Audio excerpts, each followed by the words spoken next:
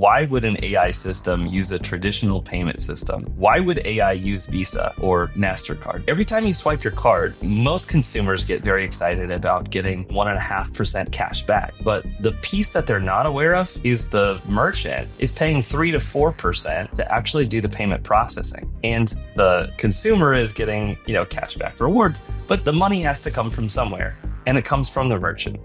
So whoever you're buying from has to raise their prices in order to compensate for that inefficiency of the payment system itself. So because we have an inefficient payment system, we see higher prices. And, as a consumer, I would like to see lower prices. And that's why I use Bitcoin. The future of the digital economy is powered by AI and runs on Bitcoin using the Lightning Network for payment rails. This week, we are talking about the intersection of Bitcoin and artificial intelligence with the foremost expert on the subject, Jesse Shrader, CEO of Amboss Technologies. I'm Scott Deedles. I'm the CEO and founder of Block Rewards, and part of our mission in bringing Bitcoin to the workplace is helping people understand how it will help them. Realizing a future state where AI is moving money independently using the Bitcoin network is a really huge topic, but it's a really important subject that most people need to have an introductory on. And that's what today's conversation is. Hope you enjoy.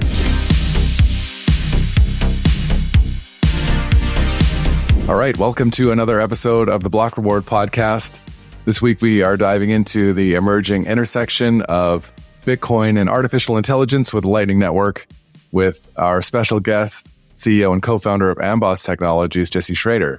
Jesse, welcome to the show. Thanks so much for having me, Scott. I'm excited to dive in and way to tee it up. Yeah, it is we're talking offline. This is a topic of immense interest for me. I think it's like totally where the puck is going. Maybe just before we get too far into it, I'd love to just hear a little bit about yourself and maybe at a high level what you guys are doing at Amboss. Yeah. So overall, what Amboss does is kind of provides the intelligence layer for a decentralized payment system. So overall, we help companies do operations if they want to do high volume digital payments, specifically with Bitcoin. And the technology that we work on is called the Lightning Network, and it helps scale Bitcoin transactions. And the hope being that we can move the entire global economy onto more trustworthy rails, which is Bitcoin, where you have it be mathematically verifiable, have it be auditable. And that overall requires a lot of scaling. That's why we focus on the Lightning Network,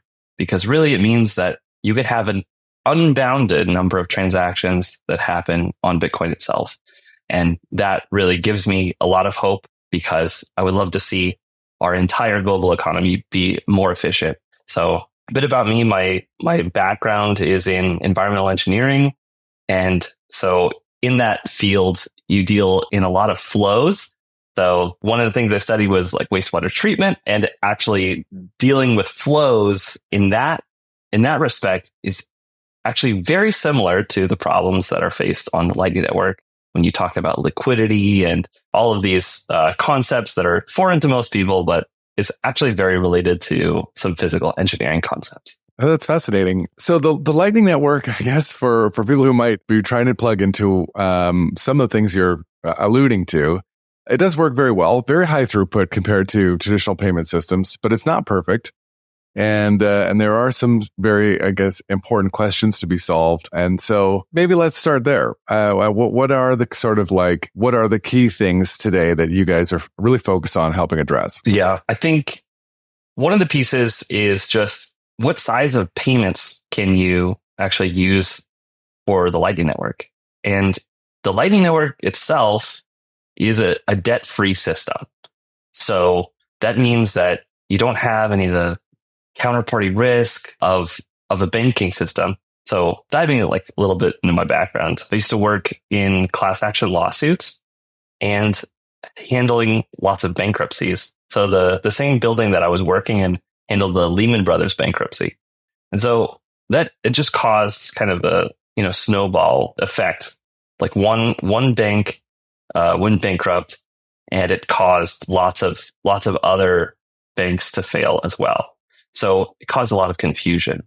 So because of that and the great financial crisis, Bitcoin was created as an alternative. So really, Bitcoin is a debt-free system.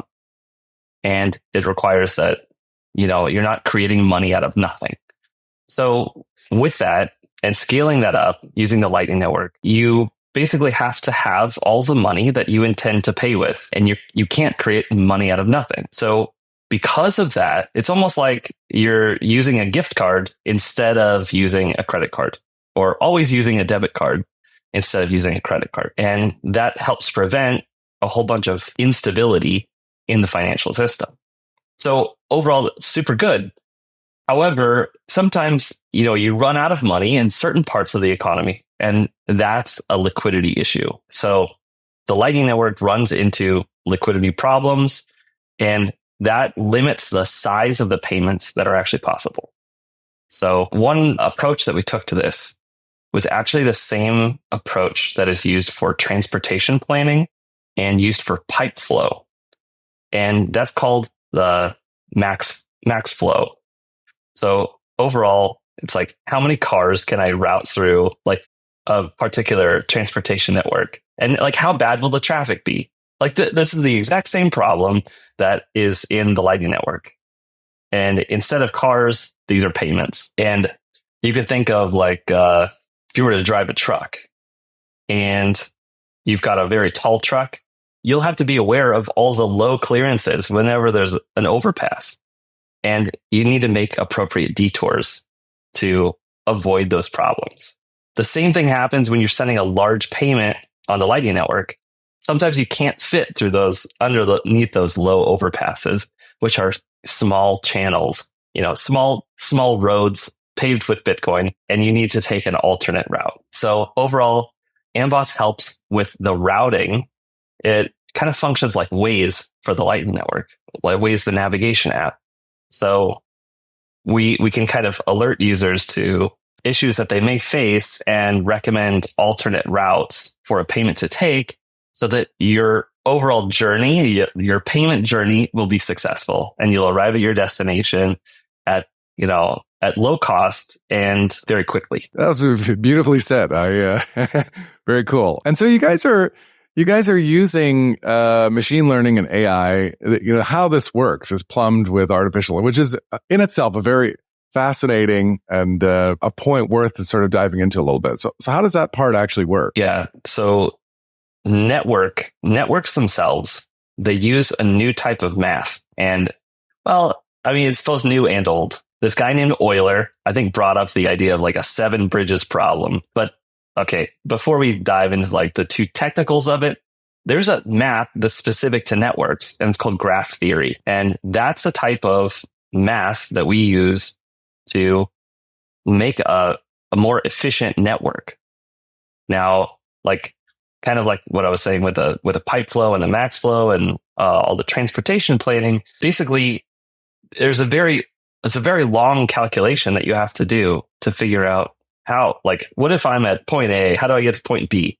And can I do that for the entire transportation network to make sure that I can get to my destination quickly?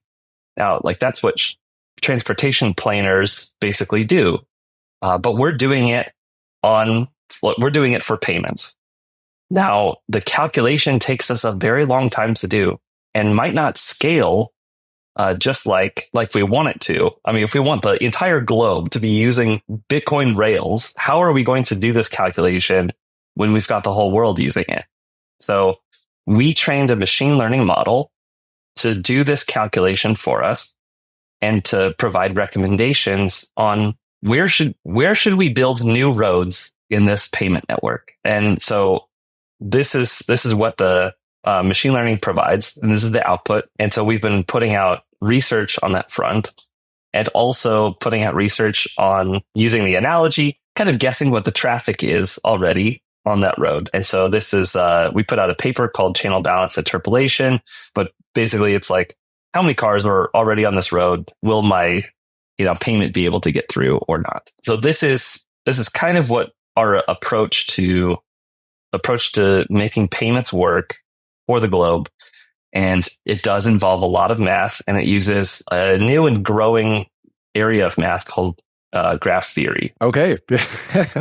Yeah, I really appreciate how you're explaining this, and I think it's such a fascinating thing. And important problem to solve. So maybe just zooming a little bit further even out, there is a bigger idea that the Lightning Network, as AI becomes more functional, is going to kind of become, Barry, it's your thought as well, that the Lightning Network will become sort of the preferred currency of artificial intelligence. That's a statement that I feel like 90% of people who aren't really following what's going on with AI and Bitcoin and the intersection of AI and Bitcoin might dismiss or just find completely absurd. But in your mind, like, what is the potential sort of use case of the Lightning Network for AI? Maybe we'll start there. Why would AI ever need to use Bitcoin? I might go about it slightly differently, and forgive me for doing this, but why would an AI system use a traditional payment system? Why would AI use Visa or MasterCard?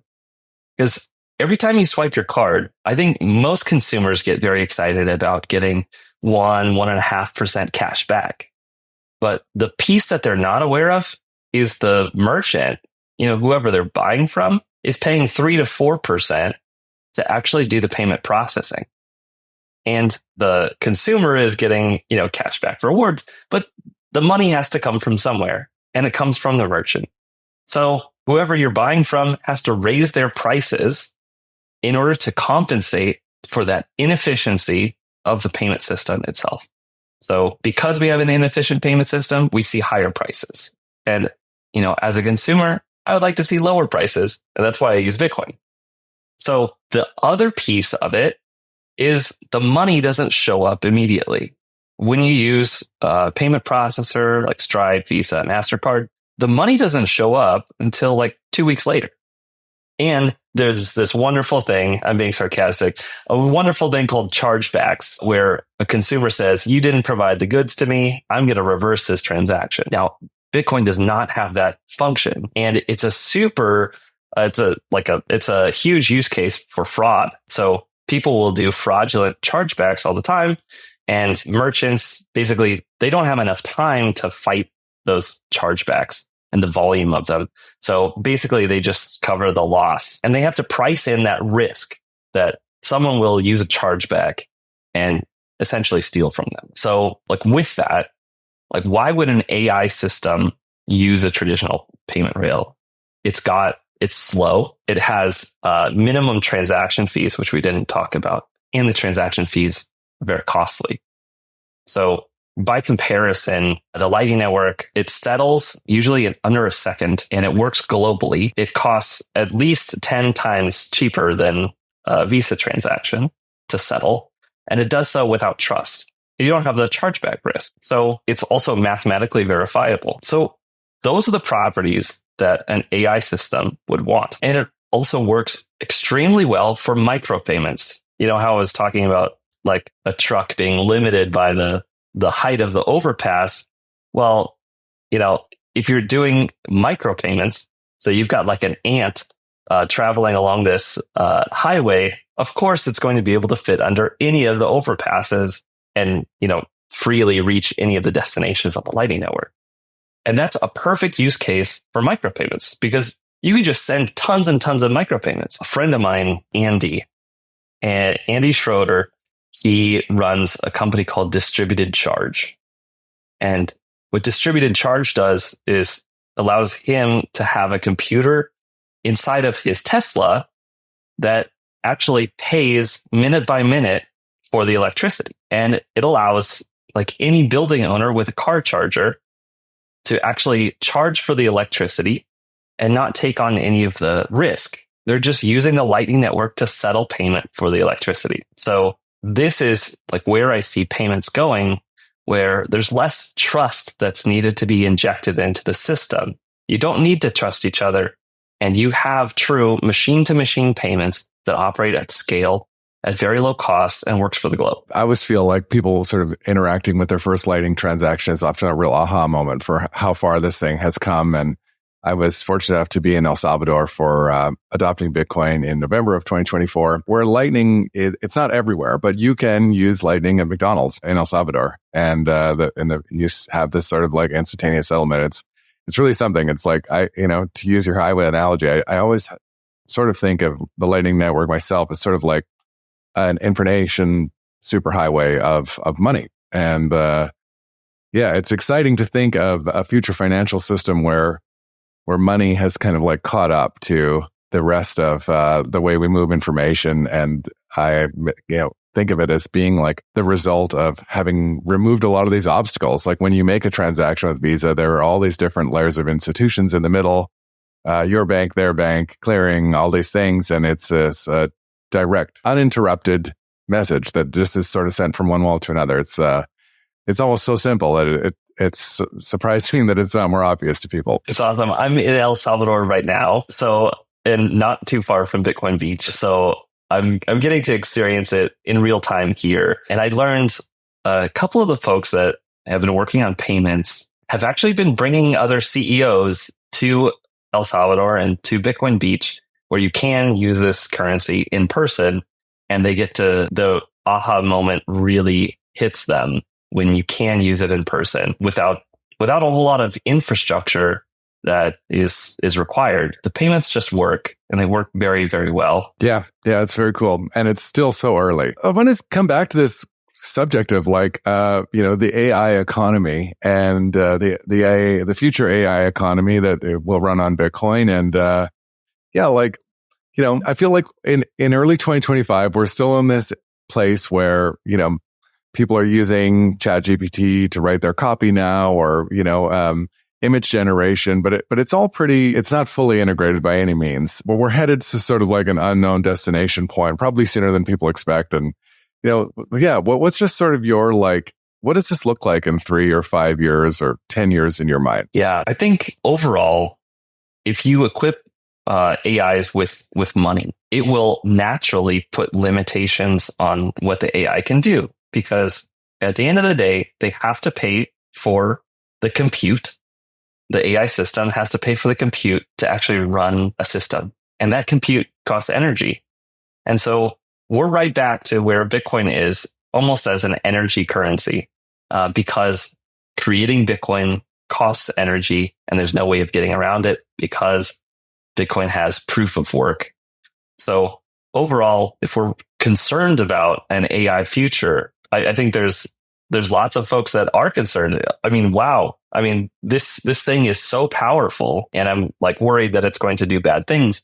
It still operates under the same physical constraints that the rest of us do. We still have physics as limitations. And so energy cost is real. Overall, what we've had with Bitcoin is that it's able to reach anywhere in the world and capture energy and turn it into currency. For AI systems to capture that, they require more dedicated energy, and also much higher compute, and more generalized compute than any of the Bitcoin systems.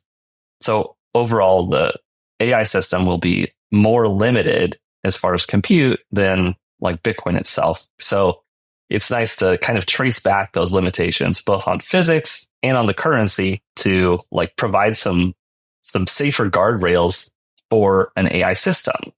Now, if you had AI be able to rack up tons and tons of debt, that can crash a global economy. And so that would be a worse outcome than an AI system using Bitcoin, because you do have physical constraints that they work with. So overall, whenever you make a query with the Lightning Network, you're able to make an individual payment for that query. There's a couple of examples of that are live today, where you're able to kind of make a payment per query and have access to all of the different models. So right now, whenever you use ChatGPT, you're paying $20 a month to have that, get access to the more advanced models. And if you have access to the more advanced models, overall, you're going to be more productive. That's what I'm seeing, instead of just using the free version. But ChatGPT and OpenAI, they have a payments issue, because the money that they're receiving is via credit card, and that has chargeback risk. And also there's a mismatch in when they're getting paid versus when they have bills. And so all of that causes cash flow issues. But if you operate in a debt-free system where you have instant settlement, that risk is mitigated. So it makes it possible for basically anyone to run their own machine learning model. If you are a tech entrepreneur and you come up with a new model, maybe one that's specific to your field where you can be the expert or your model can be the expert, that's attractive. Now you can operate in a marketplace where payments are able to reach you as an individual without intermediaries. So really, the Lightning Network is a huge unlock for a more decentralized ecosystem for the AI economy. And so I guess your analogy earlier of Andy with paying for charging his car, that's kind of a machine-to-machine payment. But I think a lot of people just even have a hard time conceptualizing the notion of AIs interacting with each other and moving money. And obviously, you guys have written a paper on it. And so what is the basis of that discussion and how that economy matures? Yeah, we've seen lots of innovation on the agent front where you have an AI agent and them being able to determine, what data do I need in order to make this happen, make a certain or do a task. So you ask an AI agent, where should I buy property? And in order to find out the answer to that, you don't want the AI agent to hallucinate, which is the biggest problem in large language models. So large language models by themselves will just make up something that sounds good. But really what you want is the AI agent to do the work for you.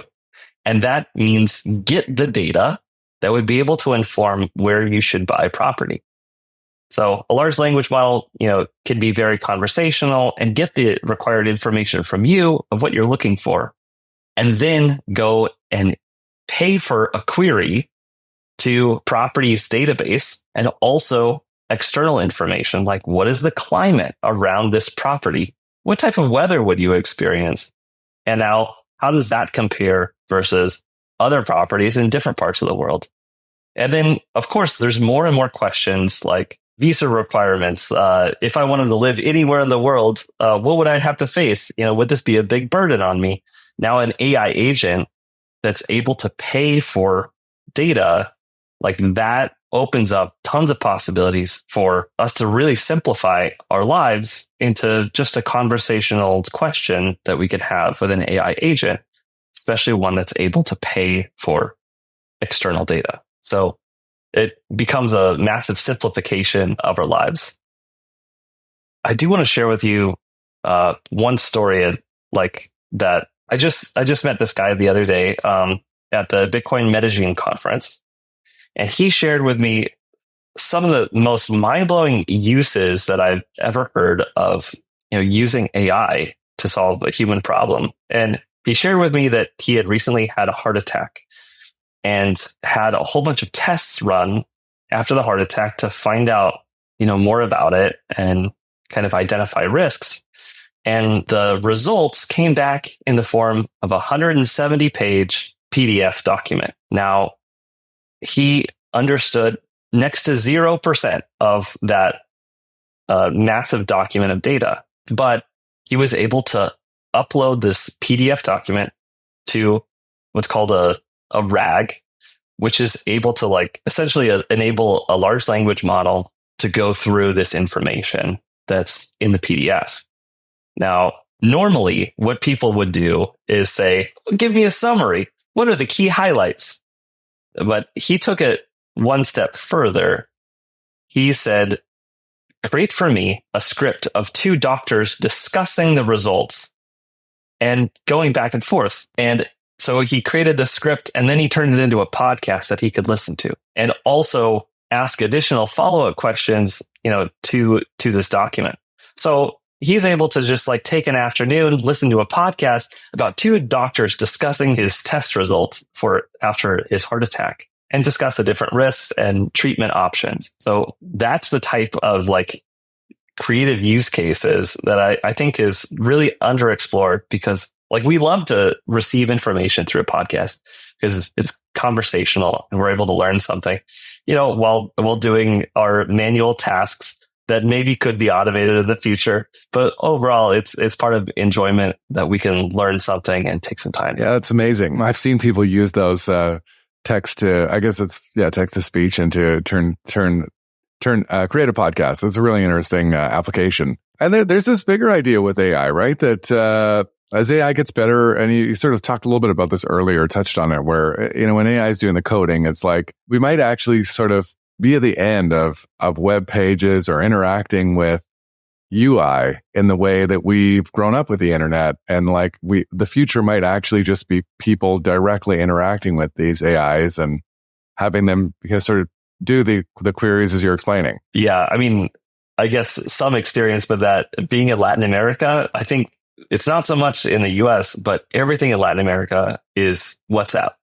So they're all like conversing, even like for business transactions, you're basically writing to a WhatsApp account, which it actually works really well. It's a very foreign concept for most Americans, but it works out great. And yeah, I could see an AI system or a AI chatbot, a monetized agent actually being able to be your support function and help you navigate like the entire globe, like without even having to know the local language. And so then I guess maybe to sort of loop it back or put a bow on this piece, this thing will be able to financially interact with the world through the Lightning Network in this instantaneous settlement, with all the qualities, the attributes that you discuss. And this is the argument or the reason why this is why it's going the way it is. Yeah, I think overall, adding the Lightning Network to Bitcoin payments helps Bitcoin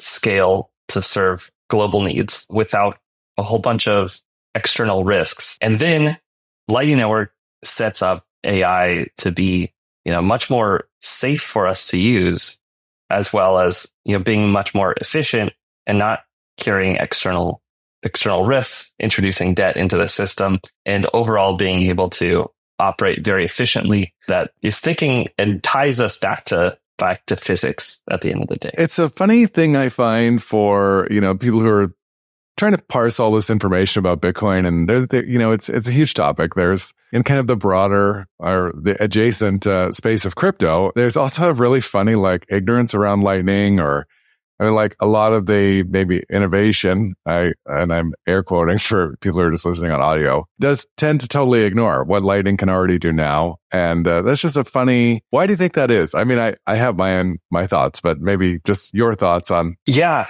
I think there's lots of critics out there. I think some people have either had a bad experience or making an attempt to make a payment, and they've encountered some of the trade-offs of a completely decentralized system with no central coordinator. Now, like what Amboss is trying to do is provide additional like data analytics support so that you can have very smooth operations. But there's trade-offs that are being made. I think consumers and people using the financial system today have been completely robbed of privacy. So they like all of their banking transactions are, seen by the payment processor. And all of that data is able to be sold wholesale to advertisers and serve relevant ads on things that we already spend money on. So like we should have a different system. And the Lightning Network is a privacy tool as well. So you have private transactions that operate without debt that work globally. But because of that, and because you have a debt-free system, well, sometimes it's not always easy to route a transaction. I mean, imagine like try to drive a car and get to your destination on time, but you have no idea what the traffic is. How much time should you budget to actually, get to your destination? And the same thing is happening with Lightning payments today. If there's no information about, the payment traffic situation, then how are you supposed to reach your destination? You don't even know which roads are closed and which roads are open. So you do need additional data. And there was a paper written about kind of the price of anarchy. So overall, that's about if people don't share any information, then like the outcome is less efficient than if they shared some information. And if people work together, you could have a more efficient outcome. Like that's the gist of it. So the same thing is happening with the Lightning Network. So overall, people can collaborate, and Amboss can help them do that in order to have, really, really high performance payments. This is maybe a step sideways, but we were chatting offline about a payments problem that you encountered in the regular financial system. It's not as though the current system is working perfectly either. And I think we are also arriving at a point in time where sort of the same stresses that you've highlighted throughout the episode as reasons why Lightning is ideal are now starting to really emerge as significant structural cracks in the current financial system. Yeah. So shortly after we raised our seed round for Amboss, we were like issuing our mid-month payroll, per usual. And this funny thing happened, like after the payment was deducted from our account. And I saw it on the news that Silicon Valley Bank, as well as Signature Bank, had gone under. And this was, part of the aftermath of the FTX debacle with Sam Bankman-Fried, kind of gambling with coins. But overall, it caused the bank to fail. Now, like the money had already been withdrawn, and we didn't bank at Silicon Valley Bank. So, like I remember writing to our investors saying, don't worry, I know this is scary, but Amboss is unaffected. But then shortly after we had sent that message, our payroll provider reached out to us saying, so this thing happened. Now I know it's like scary and all, but would you mind sending the payment again for the payroll? And what do you mean? Like we already sent it to you. You want us to send it again? And it basically, yes, yeah, send it again. Well, what happened to the last one? And it turns out that they were banking at Silicon Valley Bank, and well in excess of the FDIC insurance cap. So basically that payroll provider was bundling all of these payments together well in excess of the FDIC insurance limit. And those funds were at risk. Now for us just experiencing payroll, that's not something that we're thinking about. Why should we have to think about the fact that our own banking system has these massive cracks in the system? Now, like, I don't think we should. Now, since COVID, since 2020, the banking reserve requirement, so how much cash they need to have on hand, like that is 0%. Like you would think, oh, the bank must have maybe 10% of the deposits there in the bank. But no, that number is 0, and that has not changed. So that creates an extremely unstable financial system. And I think the Fed and the Treasury has tried to cover that with very short-term loans to banks. But those risks still exist. And the only way that we're going to get out of that is to actually move to a debt-free system and use better money that isn't prone to all of those flaws. Yeah. One of my favorite, and I think people in Bitcoin have always seen the meme that's sort of the 3 things everyone needs to know about their money in the bank. The first thing is 1, that they don't have your money. 2, it's not your money. And 3, it's not even money at all. And yeah, it's very true. I wanted to ask you maybe just as sort of a final or one more thing I wanted to ask you about is another issue that we see with Lightning is in sort of engineering a freer and fairer and flowier financial system that is obviously at odds with the people who currently are in control of the way money works and runs, and that's institutions and it's banks and it's regulators and all kinds of things. And so jurisdictionally all over the world, and even like state by state, how Lightning is allowed to work is very different. And this is a side piece to the Lightning Network are I guess it's protocol, things like Tornado Cash, where there's been regulator enforcement around just writing software. And so just wondering how you guys kind of navigate or how you think about, an ever evolving regulatory landscape for what you guys are doing, and, what's important or what do people need to know? This is a big one. And it's something that we care deeply about and we built software around. So one thing that we noticed is many of the Bitcoiners are like very anti-government, and rightly so. Now, if the goal is to move the entire global economy onto a Bitcoin standard, that means bringing all the parties that we may not even like as, hardcore Bitcoiners, but that means bringing banks, that means bringing regulators, that means bringing institutions, that means being above board in everything that you do. So that's a very different motive than